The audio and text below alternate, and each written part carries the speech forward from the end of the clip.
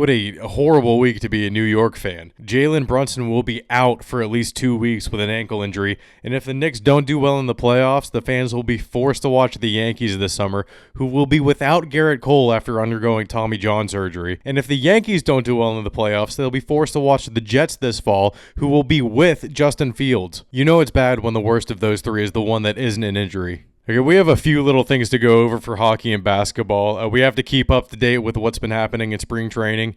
And I may be a little bit biased, but the start of NFL free agency has been awesome with tons of movement, even though it was gearing up to be pretty boring going into Monday. As a Patriots fan, I feel like the I Feel Fantastic video on YouTube conveys my thoughts on the team very accurately.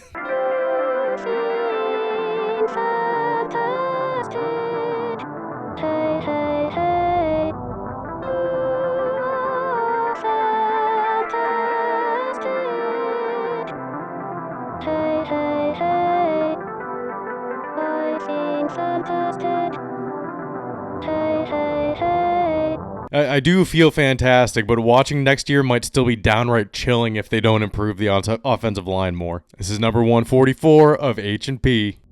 Live from Central Pennsylvania with your host Ian DiCarlo, this is Hoagies and Pierogis. The ski stash! The ski stash! Welcome to the Big Ten. Majors go drink, man. Let's go. All right, this might be a quick one. I will be doing some MLB The Show 25 videos. I will be starting out with a road to the show on GOAT difficulty as a pitcher. So we'll get into that. We'll see everything. I'm just going to start it straight up. I'm going to go into it blind on Friday night. I'll be recording it. So look for that video on Saturday. All right, like I said, we did have a little bit of hockey news here. We're in the final countdown for Alex Ovechkin to break Wayne Gretzky's career goal record. Something that no one thought could be broken, even as recently as I'd say like 5 years ago. He only needs 9 more to break the record as of today, Tuesday, March 11th.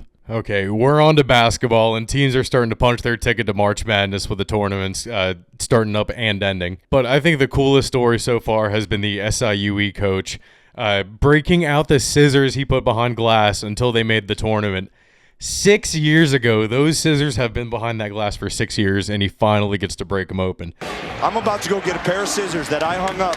Where am I? Come on, Ray. Love you, man. Rayshawn Taylor, I'm so proud of you. So proud of you. So proud of you. I'm about 8-0. Sorry, hey, come on, I got to do this. It's all good. 8-0. It's all good. I mean, this is when you're. Oh, he's getting the scissors. He's 6 years ago. Ready. 6 years ago, I put this above our locker room door. 6 years ago, Ray. 6 years ago. I'm so proud of you, man. We did that 6 years ago. It's been hanging above our locker room door. People didn't think we were going to be able to do it. But that dude did right there. That dude right there believed it. We talked about filling the corners in our arena. We did that. We talked about hanging it. We're going to break this right now. Because we've been waiting 6 years to use these scissors right now. And I'm proud of it, okay? Because of the kind of culture we have and the kind of guys we have. That's the feel-good stories we're here for March Madness. You know, I'm all about the funny sometimes, but it's nice to see teams succeed, you know, when they're not expected to. We love a good underdog story. Speaking of underdogs, Pitt just lost in the ACC tournament because they fouled a Notre Dame with no time left, and they hit the free throw to win it 55-54. Maybe that speech the coach gave is going to propel them to ACC champs. And if it does, that would be the Cinderella story that I'll be following. Write this date down and believe it, because we're going to get this thing rolling. All right, I think we have this is the first little WNBA news of 2025. Angel Reese, you really just need to shut your mouth on this one. Yeah, the CBA is coming up. I can't wait. Girl, y'all benefited from everything. Y'all youngins benefited from NIL. What does that mean? We deserve more. What do you mean? What do you mean? She means that you made more money than any of the women that were in the league before you came in, Angel, and that was just in college. Of course, everybody. I agree. Everybody. I agree with that. But we gotta face the consequences. What? Damn, we gotta get it up. Y'all gotta like, deal with something. Y'all gotta do something. But the women coming in, not this year, but next year, or because the ones coming in this year will still be on the rookie contract again. Mm-hmm. The ones that the year after, they gonna get more. They probably gonna be making more than us. Face the consequences of what? Players coming into the league and making a higher rookie minimum salary than you do? Like the thing that the lady sitting right next to you just tried to bring up with you earning NIL money and her not? That lady was in that position before the WNBA got any recognition, and she hasn't bitched about it at all, or at least hasn't given off the same like shitty attitude like they owe her the world. You will only ever benefit from players coming into the league and making more money, because when your contract is up and you're ready to sign a new deal, you should be making way more money than you would have a couple years ago on a contract extension. I've been in the meetings. They are. I need to get in the. I need to get in the field. You need to come to the I meetings. gotta get in the meetings because I'm hearing like, they don't give us. If y'all don't give us what we want, like, we sit out. That's a possibility. Yeah, and then she went and did this on Monday night. They might want her to sit out.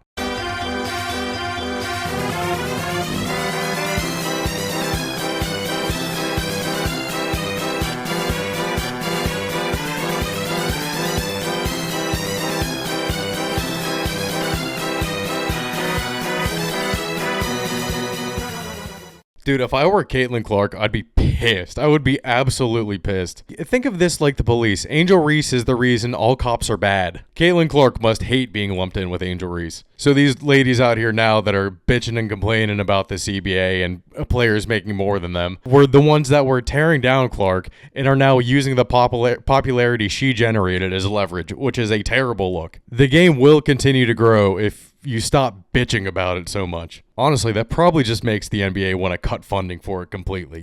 All right, and we do move on to the regular NBA, where a flopping fiasco at 40 forces famous forward to be folded for Fortnite wearing flip-flops watching film. Say that 5 times fast. Yeah, LeBron will be out 1 to 2 weeks after injuring his groin for faking trying to get fouled. Did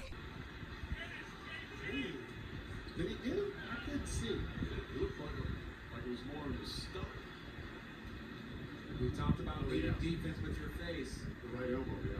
So not only is he hurt, it would be hilarious if a fine also came along with this. Thank God they got Luka. All right, so in Pirates and baseball news, Skeens looked good again in his second start today, going 4 innings pitched, giving up 4 hits, one of them being a home run, a walk, and he had 5 strikeouts to go along with it. Also, later in the week last week, Tommy Pham yelled at a fan,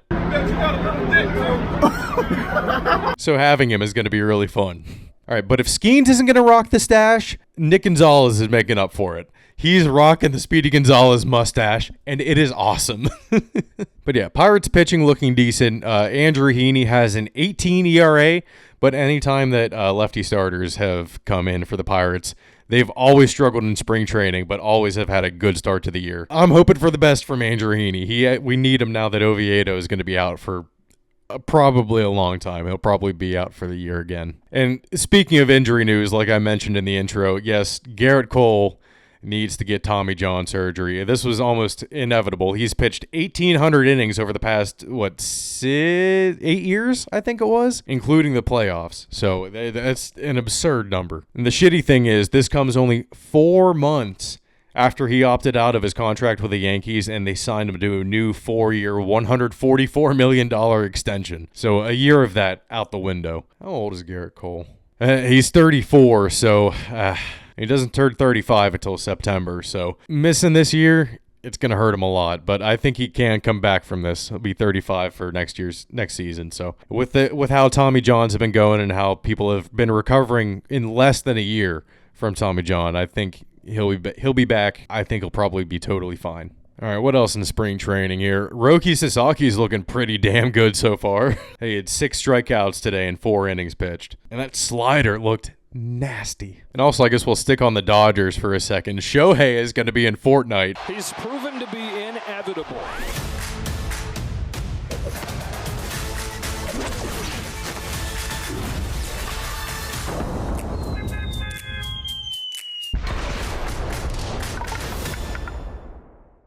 I think that's pretty cool. So outside of spring training, other than that Fortnite news, Barry Bonds said he could still hit a 100-mile-an-hour fastball, and that hitting is as easy as the catcher catching the ball. 100-mile fastballs pitched to you today. You hitting any of them out? 100? That's easy. Right now, today. I don't care how hard you throw a baseball. They gone. There ain't no way you can throw a baseball 66 inches. I can't just do like this. If there's a catcher behind home plate that sits like this with a glove, and you throw 100 miles down, he just go like this, boom, boom. All I did was change this object to a bat. Boom, boom. I ain't got to change nothing. I just changed the object. Right now.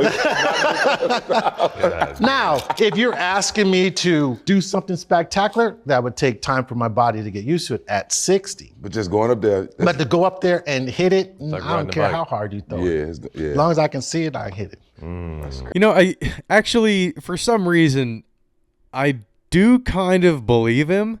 But then I saw this from Andrew McCutcheon. He posted this on Twitter. In 2018, when I was on the Giants, Bonds was in the batting cages before one of our games. We were taking BP like we normally would before a game when he out of the blue decides he wants to take some swings. He steps in the cage wearing slacks and dress shoes. First pitch, he does his patented bunt. Then the next pitch, he takes this huge hack. You could hear the whip of his bat unlike anything I've seen at that present time. He slips from the torque and the slippery dress shoes on the turf, and the ball goes straight up into the net above him. Now, there was a TV that was about 5 feet above the net of our cage. The ball was hit so hard that it hit the TV screen and completely shattered it. Mind you, the ball didn't go through a hole of any sort. The net just stretched far enough because of Bond's power. I say all of that to say this. I believe him. Well, if he thinks that, I think he needs to go up against Skeens at the All-Star game or something like that and have a one-on-one against him. Skeens versus Bonds, All-Star Weekend. Come on, it sells itself. But more than likely, he'd be going up against Trevor Bauer on his YouTube channel. All right, more Manfred news this week, making himself look stupid. Manfred and some owners are pressuring the owner of the Rays to sell the team. Hold on. They can do this? And they didn't do it with John Fisher and the A's? Oakland loves their teams. Las Vegas could not give a shit if the A's were there. Tampa Bay couldn't care less either, so why are you forcing the Rays owner to sell? It does not make any sense to move baseball out of Oakland when no one in Las Vegas wants them. And yet he was not pressured to sell the team whatsoever. And Tampa Bay, they want to move out of Tampa Bay, but the owners and Rob Manfred are pressuring him to sell so they can stay. Tampa Bay doesn't give a shit. Why do they care if they move? It's so backwards. It does not make any sense at all. But I also never even thought of that. They're really going to be called the Sacramento A's for at least 3 years. That's going to be as hard to remember as saying the LA Rams instead of the St. Louis Rams there for a while. Well, speaking of Tampa Bay, the Savannah Bananas are playing in Tampa Bay Stadium. No, not the torn down, ripped down baseball stadium. The football field. With the way it's set up, they're going to do so many fun things. I really want to see a Hail Mary for the win. That would be awesome. But, you know, speaking of it now, maybe they should just give the Rays old stadium to the Savannah Bananas and have them as an extension of the team. None of these old fucks care if the Rays are there. Florida really only cares about their spring training baseball, and that's about it. They don't care about baseball for 11 months out of the year other than in March. A couple weeks ago, the Orioles announced that they would be going back to their all-orange throwbacks for this year. Not permanently, although that would be great.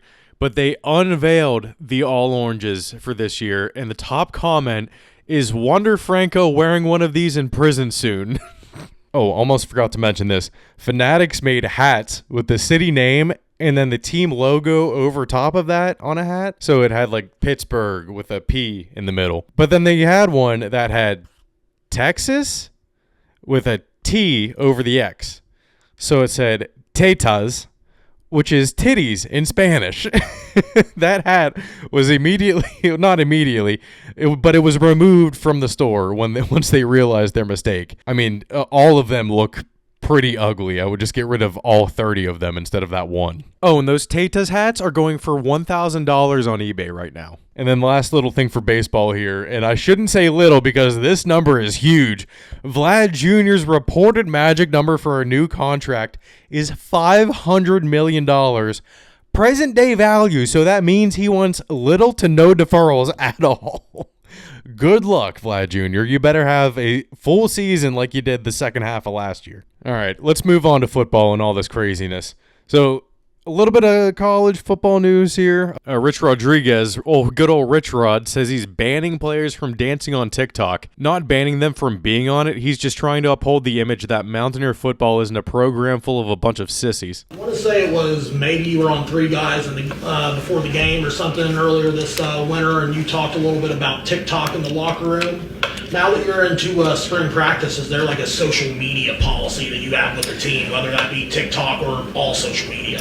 No, I don't really. I mean, they're going to be on it, so it's not. I'm not banning them from. I just banning them from dancing on it. You know, it's like, don't look. We try to have a hard edge, whatever, and you're in there, you know, in your tights, you know, dancing on TikTok. Ain't quite the image of our program that I want. Dan Lanning agreed to a 6-year, $66 million contract. He just signed a deal with the devil. It's a little less money than that. It's a little under $11 million per year. But that's what it was reported as, just under $11 million. So it looked like 6 years, $66 million. All right, so for the NFL here, we'll go over the deals that happened after the franchise tag deadline and the reported contracts that were agreed to during the tampering period from Monday till today on Tuesday. We'll try to get in what happens tomorrow when free agency officially begins and more players are released and then signed elsewhere. So we'll see what happens. I'll try to see what I can get in. We'll fit as much in here as we can. All right, first off, I'm not going to sit here and be like, this is like the pre-salary cap era. Teams just don't let their good players hit free agency. Isn't that the whole point? To pay homegrown talent? That's like the whole thing. The salary cap isn't going to increase like it has the past 2 years. So this shouldn't really be too much of a problem in the near future. The NFL does want to keep this exponential growth up, but it's just not sustainable unless they keep pushing the game overseas, which is why we've been seeing all these international games and why they're trying to push them so much and why there has been a rumor of an overseas Super Bowl. I personally don't think that would ever happen, but just the thought of it floating around makes people a little bit nervous. You know, unless the salary cap goes down, I don't think that's going to happen. Let's just go through this by division. I'm just going to start out with the AFC East. The Bills signed Josh Allen to a 6-year, $330 million extension with $250 million guaranteed, the most ever for a player. Certainly deserved, and at $55 million a year, it's less per year than Dak Prescott is making. They also signed the Chargers wide receiver Josh Palmer to a 3-year, $36 million deal, which is certainly an upgrade over Mac Hollins and also the Amari Cooper replacement. Dolphins didn't really do much until today, Tuesday. They signed Zach Wilson as the inevitable CTE insurance. They also got an offensive lineman and Titans wide receiver Nick Westbrook-Ikhine on a 2-year, $6.5 million deal. That's great value for a wide receiver that caught 9 touchdowns last year. Our big one for the Jets so far is Justin Fields. Yeah, this takes a quarterback off the board. Fields gets 2 years, $40 million, $30 million of that is guaranteed. Fields is back with Garrett Wilson, but they showed clips of Fields throwing it to Wilson in college, and all of them were terrible throws. They showed like four or five different throws. All of them were just ducks. They were horrible, terrible throws that Wilson had to readjust to on every single one of them. It's not going to be as pretty as people are thinking. The Jets are just in QB purgatory. And they also signed Ravens quarterback Brandon Stevens, 3 years, $36 million.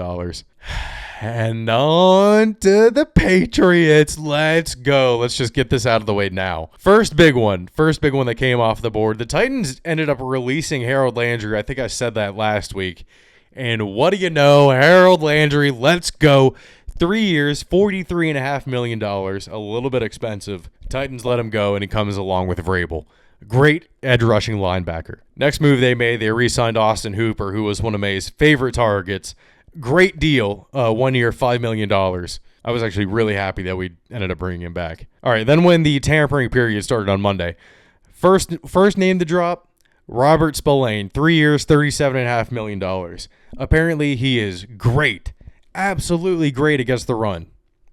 Horrible in coverage. Then they signed Lions cornerback Carlton Davis, 3 years, $60 million, $34.5 million of that guaranteed. Great cornerback opposite of Gonzalez. Here's some offensive line help. They signed Jets offensive lineman Morgan Moses, Another 3-year deal, $24 million. At $8 million a year, that's pretty good for some good offensive line help. And then the next one to fall, we had heard earlier in the day that he was going to Carolina. But Vrabel got him on the phone, gave him way more money. Milton Williams, defensive tackle from the Eagles, is coming to the Patriots. 4 years, $104 million. $63 million of that is guaranteed. Huge get for the Patriots. Oh, I love it. Now, I'm not out here claiming that he's Aaron Donald, but listen to these stats that they had in the combine. Milton Williams, 284 pounds. Aaron Donald, 285 pounds. 4.63 40-yard dash, 39-inch vertical, and 34 reps of the bench press for Milton Williams. 4.68 40-yard dash, 32-inch vertical, and 35 reps on the bench press for Aaron Donald. Listen, like I said, I'm not saying he's Aaron Donald, but he is an explosive defensive tackle that is much needed on this defense that was horrible against the run last year and couldn't generate pressure. Milton Williams, huge get. Exactly what they needed. Another tackle, Kairos Tonga from the Cardinals is signing with him. And then Josh Dobbs. They signed Josh Dobbs to a 2-year, $8 million deal from the 49ers. And this signified to me that they were going to trade Joe Milton. Not so fast, though. All right, and then the last one so far is them signing the Bills wide receiver, Mac Hollins. 2 years, $8.4 million. Finally, a receiver that is over 6'1". I was so happy to find out that he was 6'4". Just take a chance on one. I don't care. They're allergic to any receivers over 6'1". Not anymore with Vrabel. So my only gripe here is that they didn't get more offensive tackle help yet, and they could still with Cam Robinson still available. And also, these guys are all on the older side at 28 years or older. Only Milton Williams is under that number, and he's 25. So that just goes to show the gap, the disparity in ages there. You got Landry, 28, Hooper is 30, Spillane is 29, Davis, 28, Moses is 34. He's a fucking dinosaur. Tonga, 28, Dobbs, 30. I mean, obviously, we hope Dobbs doesn't play much at all. Hollins, 31. It's a little bit older of a free agent class. Now, I really think that they're hoping that they can hit on a lot of picks in the upcoming drafts, because after these, they handed out a lot of 3-year deals here. After that 3 years is up, they better hope that they have replacements coming up behind them. Next man up mentality. But overall, very encouraging. The defense is going to be amazing, and if Carter falls to them at number 4, it's going to be even better. There was a meme on the Patriots subreddit that said Drake May, David Andrews, and Ramondre Stevenson on the side there that said, Vrabel, help us. And Vrabel was just like, let's go, another sack.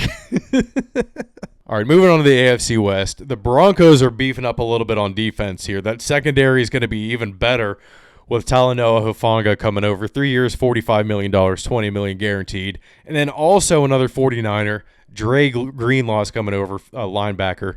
3 years, $35 million there. All right, on to the Chargers. They're not really doing much. They re-signed Khalil Mack on a 1-year, $18 million fully guaranteed deal. And then they signed Najee Harris away from the Steelers as well. 1 year, $9.25 million overall. Not much movement for the Chargers. They do need to replace one of their cornerbacks that they just lost to the Dolphins. Or sorry, not the Dolphins, the Chiefs. The Chiefs signed Christian Fulton, 2 years, $20 million. He was pretty good for the Chargers last year. And they also got Elijah Mitchell from the 49ers and Jalen Moore, offensive tackle from the 49ers. I kind of don't understand what the 49ers are doing. So Chiefs don't get too much better. They're kind of the same, basically. The Raiders, before everything went down on Monday for free agency, they traded on last Friday, for Geno Smith for a 3rd-round pick. Now, he only has 1 year left on his contract, so I hope he does well. He's reunited with Pete Carroll. And that Raiders destination, that might be pretty good. I think Brock Bowers might be a pretty high pick at fantasy there. But also, since Geno has 1 year left on his deal, I would not be surprised if the Raiders stay put at number 6 to try to get Sanders. And if they don't get Sanders, they're not going to be mad at all. They'll get probably Mason Graham or Will Campbell or someone. Okay, AFC North. Bengals, what the fuck are you doing? The Bengals gave Trey Hendrickson permission to seek a trade last week. They're giving that money to the offense? What is wrong with them? They signed Gesicki to a new 3-year deal worth $25.5 million with $12 million of it coming next season. Dude, they re-signed Samaje Perine as well, and then they re-signed a couple of their guys from their own defense, and they didn't really bring in anyone new. And that Chase extension is going to have to work some cap magic. And we're still waiting on it as of today, Tuesday, especially with Myles Garrett getting $40 million per year. I thought it would... Dude, I thought Chase would get like $37.5 million a year. If they really want to make him the highest paid non-QB in the league, he's going to have to make $40 million plus now. Oh my God. They could have had Chase for $35 million flat last year. This is absurd. But yeah, the Browns signed Myles Garrett, going from wanting to be traded to the owner denying a meeting with him to having a no trade clause in his 4-year extension that's worth $160 million with $123 million of that guaranteed. What happened? What went on behind the scenes there? I need to know. And yeah, there is no cap. If the Browns could pull this off, there is no cap. The Browns also traded for Kenny Pickett, so Kenny Pickett might be the main quarterback in Cleveland next year, if they don't get one of Sanders or Ward, which, I mean, they showed their number 2. I don't know why they wouldn't take a quarterback there. But DTR is now the Eagles' backup quarterback, and a 25 fifth-round pick is also going there. All right, so the Ravens re-signed Ronnie Stanley last Saturday night. 3 years, $60 million. Fuck. There were rumors about him taking a discount to stay in Baltimore, but holy shit, that is working for pennies on the dollar. If I were New England, I would have thrown him at least $5 million more per year on top of that. I mean, easily, without question. I would have done it in a heartbeat. But I mean, hey, when you're almost guaranteed to win 10 games a season in Baltimore, I would probably want to stay there as well. All right, big movers here. The Steelers traded a second-round pick for DK Metcalf and then signed him to a 5-year, $150 million extension. They also had pick flips in the 6th and 7th rounds this year. They just have 2 bullies that will run down the field and block anyone out of the back of the end zone on every play. It depends on who's going to throw him the ball. We still don't know that since Justin Fields signed with the Jets, and they have told Russell Wilson, I believe, that they will move on from him. But I could see Russell coming back just because DK is there now. But they've been linked to Aaron Rodgers, so it will just be a whole mess. It will be a circus in Pittsburgh if Aaron Rodgers comes there. I would want to go to a game for sure. They also signed Darius Slay to a contract coming over across the state from the Eagles. All right, AFC South. The Colts are making some moves here. They signed Viking safety Cam Bynum to a 4-year, $60 million deal. Great move. Love that. Then they signed 49ers cornerback Travarius Ward to a 3-year, $60 million deal with $35 million guaranteed. That is an even better move. This Colts defense, their secondary is looking pretty decent now. But then also today, Tuesday, they signed Daniel Jones, 1 year, $17.7 million. It's going to be an interesting QB competition there in Indianapolis. I think Daniel Jones would probably beat out Anthony Richardson if I had to guess. Okay, on to the Jaguars. Did we all know that James Gladstone is 34 and he looks like he's just like fresh into college? Not fresh out of college, fresh into college. But after releasing all of their pass catchers, including Evan Ingram, Brian Thomas Jr. will be my likely number 1 pick in fantasy next year. I think James Gladstone might end up trading Trevor Lawrence. I was kind of just kidding the other week. But they did end up bringing someone in. Diami Brown signed a 1-year, $10 million contract with them. So I do think Diami Brown had a great showing in the playoffs for the Commanders last year. Do I think it's enough to be the primary weapon opposite BTJ? No. Yeah, the Jaguars have a lot of drafting to do. All right, Titans. On to the Titans. They're not really doing too much here. The biggest move that they made is signed the Steelers left tackle Dan Moore to a 4-year, $82 million deal with $50 million guaranteed. That was a popular pick for the Patriots to sign. A lot of Steelers players were like, holy shit, thank God he's gone. So I think we might have dodged a bullet there. And then the Texans. I don't know what the Texans are doing. They traded a 2026 seventh for Jaguars wide receiver Christian Kirk last Thursday and take on all of his $16.5 million, and that probably means they're not bringing back Diggs. And then another trade, they're kind of adding through, well, I shouldn't say adding, making the team different through trades. They traded for the Eagles cornerback CJ Gardner-Johnson and a 2026 sixth, and they traded away their guard Kenyon Green and a 2026 fifth. Offensive lineman number 1 gone. And then we'll move on to the NFC East and the Texans' next trade partner. The Washington Commanders are trading a 2025 third and seventh and a 2026 second and fourth to the Texans for offensive tackle Laramie Tunsil and a 2025 fourth. Yeah, after seeing this picture of Laramie Tunsil, I was like, oh, I did not know Saucy Santana was such a good offensive tackle. But what are the Texans doing? CJ Stroud just now has half the protection he had, and he needed more of it. I'm really confused by what the Texans are doing. They have a young quarterback they'd like to protect too, so why they traded to a different team that has a young quarterback that needs protecting? I don't get it. Very confusing moves. Okay, the Cowboys restructured Dak's and CeeDee Lamb's contracts to open up over $50 million in cap space, yet they've done nothing so far other than re-sign Kevontae Turpin to a very small extension, and no Parsons extension is seems to be in the works here. And then a big one for the Eagles after re-signing Saquon Barkley last week. On the next day, it was on Wednesday, right after I was done editing. They re-signed Zach Bond, 3 years, $51 million, $34 million guaranteed. Very well deserved. That was a name I was hoping would come to the Patriots too, but I'm pretty happy with Landry, happy with what they've done. All right, last up in the East is the Giants, and they bring back Darius Slayton for the millionth time, 3 years, $36 million.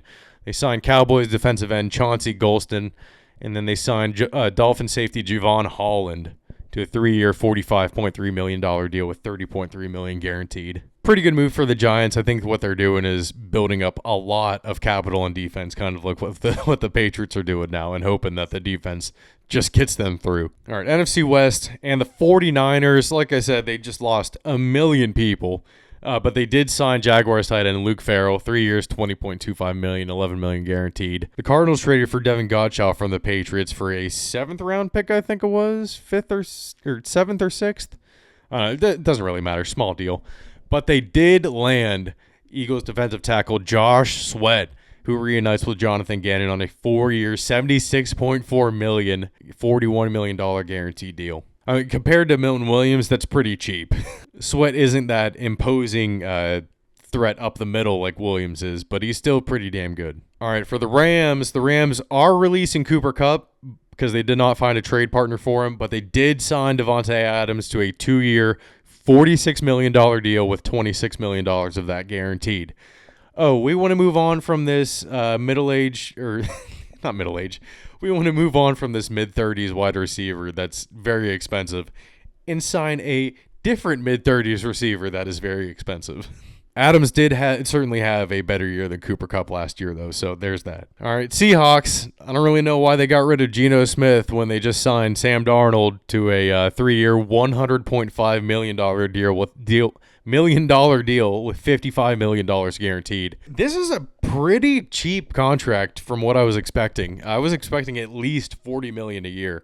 So I wonder if the Steelers are kind of kicking themselves for not digging into this one a little bit more. All right, NFC North, the Bears beefing up the offensive line for sure. They traded a 2026 4th rounder for Joe Thuney from the Chiefs last Wednesday. They also signed a bunch of guys. I didn't write them down here for some reason, though. They did sign Falcons defensive tackle Grady Jarrett, 3 years, $43.5 million.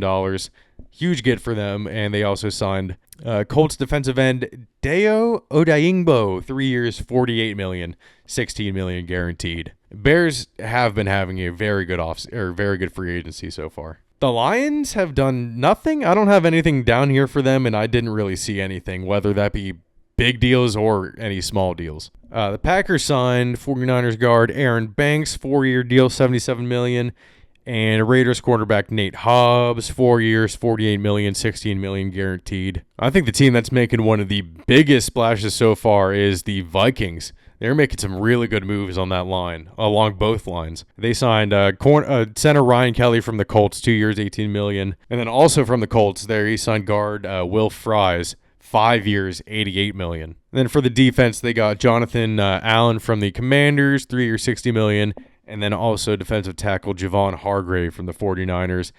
And they re-signed their own cornerback, Byron Murphy, 3 years, $66 million. Vikings are looking pretty damn good going into J.J. McCarthy's tenure as quarterback. So I think they're probably going to be very similar to the team that they were last year. Maybe even a little bit better, which is look out, NFC North. I mean, they were 13-4, so I mean, how much better can you get? They're trying to get there. Okay, NFC South. And this, with the Buccaneers here, this was the kind of big news that got me very worried. This did happen on Monday. Godwin turned down $20 million more from the Patriots and signed a 3-year, $66 million extension with $40 million guaranteed to stay in Tampa Bay. Now, that extra $20 million was probably over the course of an extra year, but I wouldn't be surprised if it were an extra $20 million over just 3 years. The Patriots desperately want wide receiver one, and you could tell that would have been an extreme overpay for Chris Godwin, I think. I mean, $22 million when he only plays 8 to 9 games a season. That's a lot. That's a lot of money. All right, Falcons bring in 49ers defensive end Leonard Floyd, 1 year, $10 million. The Panthers are having a pretty good offseason too. J.C. Horn, their own cornerback, gets a 4-year, $100 million extension with $70 million of that guaranteed. That's some good guaranteed money for a cornerback. And then this defensive line is going to wreak some havoc. They signed Patrick Jones II from the Vikings. They signed Bobby Brown III from, I actually don't know where he's from. I didn't write that down. I forgot. And then they signed Chiefs defensive lineman Tershawn Wharton, 3 years, $54 million, $30 million guaranteed. And then for the Saints, they restructured a lot of Derek Carr's money to keep him into next year, which is why they're keeping him for this year. They re-signed Chase Young to a 3-year, $51 million deal. That is so much for Chase Young.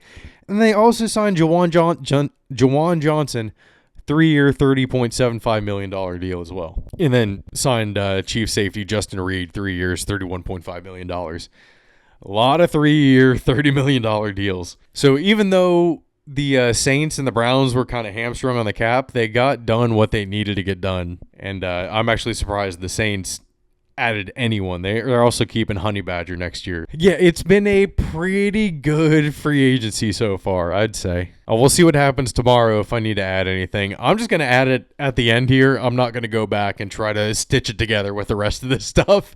That just takes way too much time. I might try to do that if I remember, but I'm going to be on the lazy side this week, I think.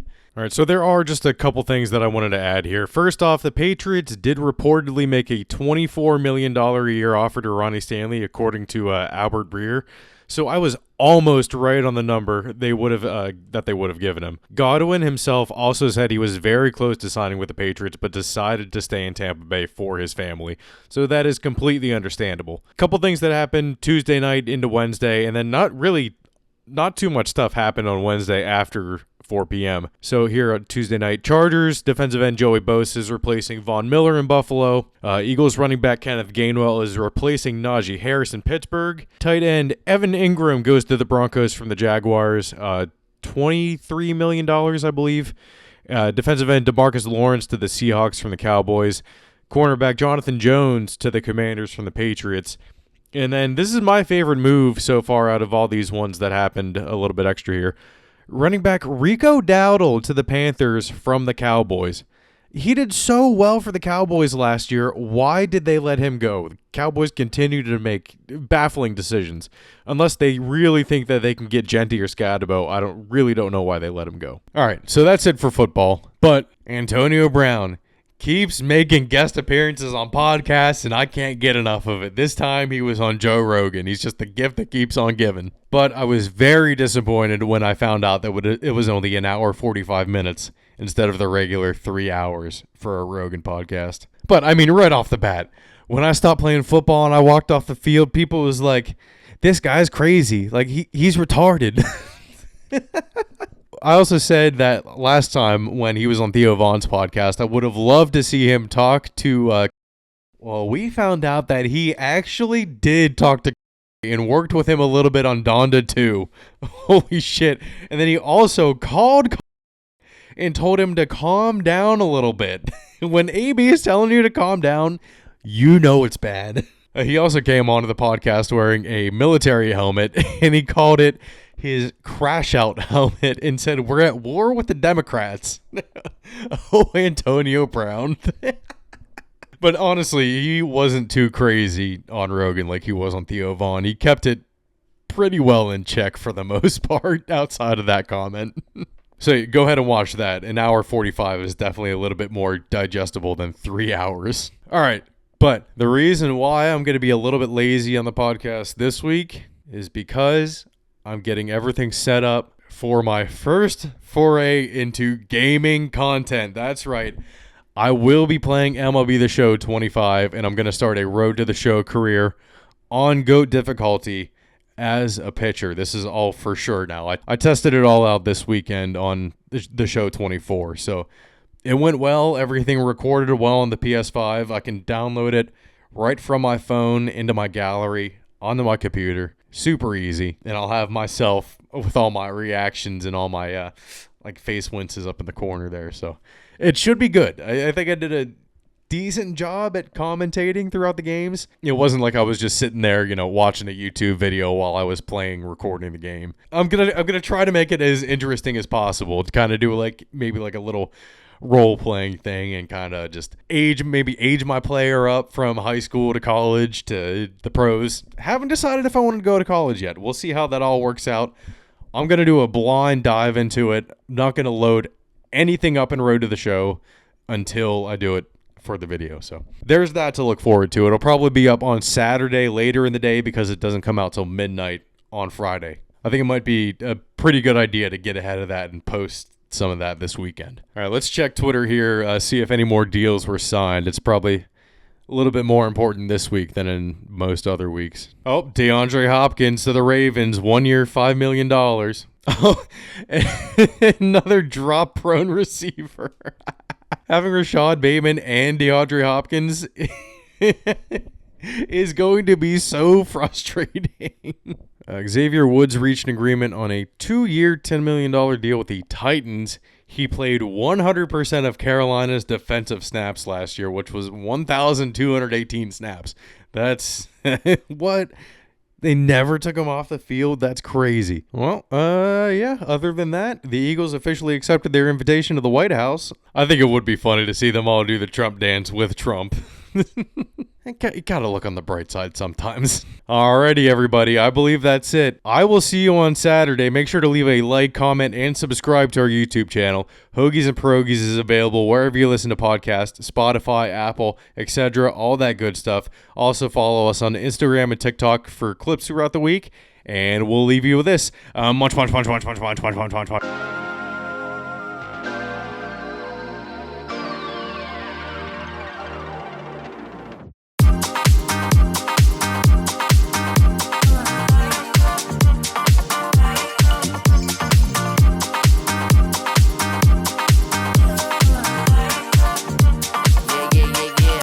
Live from Central Pennsylvania with your host Ian DiCarlo, this is Hoagies and Pierogis.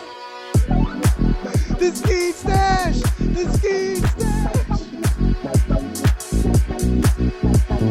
Welcome to the Big Ten. Beijers go drink, man. Let's go!